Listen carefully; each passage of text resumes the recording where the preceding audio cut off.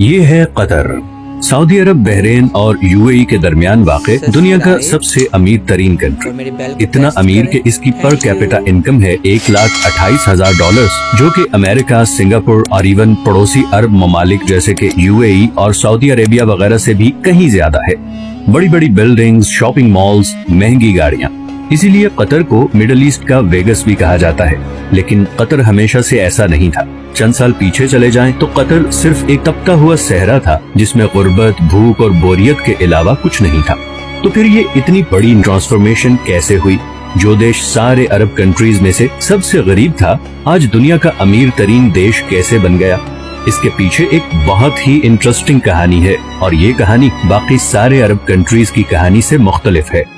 इस वीडियो के एंड तक आप ये भी समझ चुके होंगे कि क्यों सऊदी अरब और यूएई कतर को पसंद नहीं करते और कैसे कतर आने वाले वक्त में भी अपने पड़ोसी अरब देशों के मुकाबले में ज्यादा खुशहाल और महफूज होगा।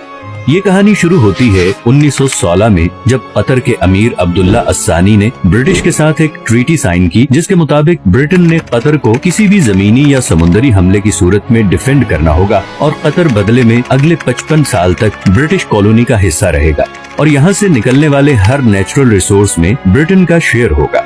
1940 में कतर में सबसे पहली ऑयल फील्ड डिस्कवर हुई। 1960 तक कतर में तेल की खोज और जमीन से निकालने का काम उरूज पे था और कतर के हालात आहिस्ता आहिस्ता बदलना शुरू हो चुके थे, मगर अभी भी कोई बहुत ज्यादा तब्दीली नहीं आई थी।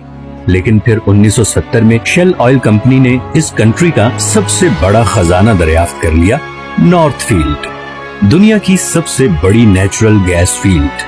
लेकिन उस जमाने में गैस कोई बहुत ज्यादा प्रॉफिटेबल नहीं थी और उसकी वजह ये थी कि गैस को सिर्फ पाइपलाइंस के जरिए ही दूसरी जगह भेजा जा सकता था और कतर गैस इस्तेमाल करने वाले देशों से इतना दूर था कि वहाँ तक पाइपलाइन पहुँचाना तकरीबन नामुमकिन था।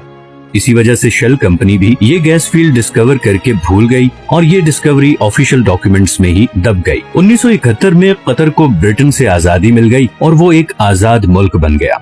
आजादी मिलने के बावजूद अगले 25 सालों में भी कतर के हालात कोई खास नहीं बदले और फिर आया 1995, जब क्राउन प्रिंस हम्माद बिन खलीफा अस्सानी ने बगावत करके अपने ही बाप की हुकूमत का तख्ता उलट दिया और कतर का अमीर बन गया।